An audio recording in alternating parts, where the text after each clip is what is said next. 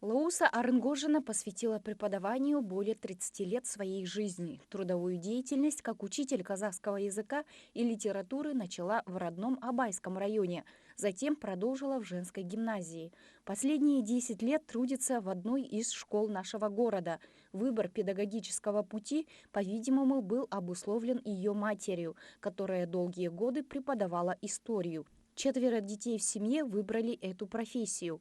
Лауса Арнгожина, сравнивая прошлое и настоящее великой профессией, старается не отставать от молодых специалистов в применении современных технологий. Благодаря своих учеников за поздравления с приближающимся праздником она отметила, что быть учителем – большая ответственность. При этом она гордится своими учениками.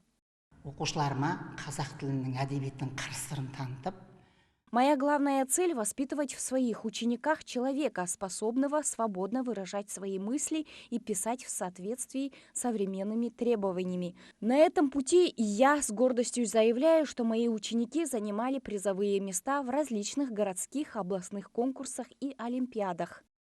Сегодня немало молодых людей, которые трудятся плечом к плечу вместе с опытными специалистами, которые много лет учили детей. Одна из них – Меруверт Амантайқызы.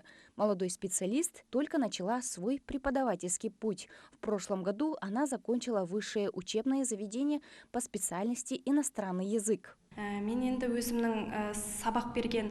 Я получаю удовольствие, когда говорю и здороваюсь на английском языке со своими учениками, особенно в начальных классах, в которых я преподаю. Если учитель – это сердце школы, а авторитет учителя – это авторитет школы, то школа – это опора нашего государства. Меруверт делает все возможное, чтобы преподавать английский язык школьникам. Во время занятий каждый ребенок пытается говорить на языке. Ученики также оставляют добрые пожелания в преддверии Дня учителя. Дорогие мои учителя, от всей души поздравляю вас с праздником. Пусть у вас будет много талантливых, нравственных и прилежных учеников. Будущее поколение, будущее нашего народа в руках учителей.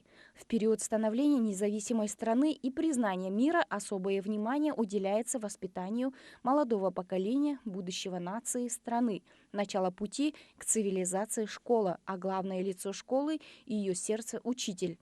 Айнур Касым, Ботагоз Дандабаева, Нурлан Уразалин, телеканал «Семей».